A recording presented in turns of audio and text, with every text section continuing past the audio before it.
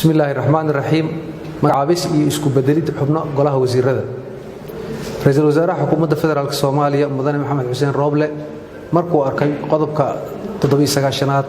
faqradiisa 9aad ee dastuurka ku meel gaarka ah markuu arkay qodobka 100aad ee xarfaha A B C ee dastuurka ku meel gaarka ah markuu arkay qodobka 89aad faqradiisa 2aad xarfaha A B C ee dastuurka ku meel gaarka ah markuu tixgeliyay howlaha baaxadda leh ee horyaala xukuumadda federaalka Soomaaliya markuu tixgeliyay talada madaxweynaha jamhuuriyadda federaalka Soomaaliya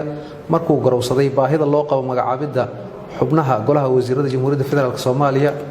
qodobka koowaad ra'iisul wasaaraha waxa uu magacaabay mudane Cabdisaciid Muuse Cali wasiirka wasaaradda arrimaha dibadda iyo iskaashiga caalamiga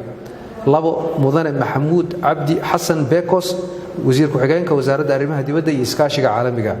ra'iisul wasaaraha sidoo kale qodobka labaad waxa uu isku bedelay wasiirada hoos ku xusan mudane Maxamed Aadan Mucallim Maxamed Soomaali waxa loo bedelay wasiirka wasaaradda xanaanada xoolaha dhirta iyo daaqa mudane Xuseen Maxamuud Sheekh Xuseen Badni waxa isna laga dhigay wasiirka wasaaradda howlaha guud iyo guriyeynta iyo dib u dhiska qodobka saddexaad wasiirada cusub ee la magacaabay waxa la farayaa in sida ugu dhaqsaha badan ay ula wareegaan xilkooda kadib marka la dhaariyo qodobka afraad magacaabistan ayaa waxay dhaqan galaysaa marka uu saxiixo ra'iisul wasaaraha xukuumadda waana uu saxiixay